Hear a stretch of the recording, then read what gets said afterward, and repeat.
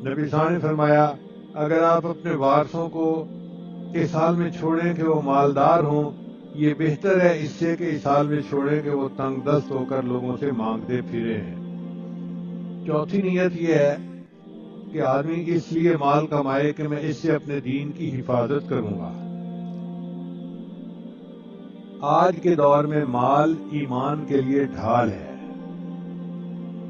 آج کے دور میں مال ایمان کے لیے ڈھال ہے، کیونکہ حدیث مبارکہ میں ہے کاد الفقر ان یکون کفرا، قریب ہے تنگ دستی تجھے کفر تک پہنچا دے۔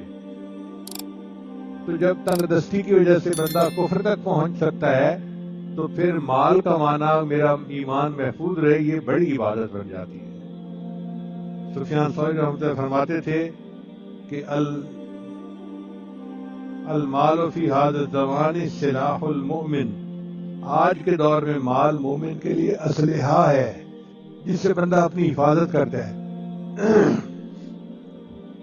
اگر کسی کی بیوہ ہو اور اس کے پاس وسائل ہوں تو وہ اپنی عزت کی حفاظت کر سکتی ہے، وہ اپنی جان کی حفاظت کر سکتی ہے، اپنے ایمان کی حفاظت کر سکتی ہے۔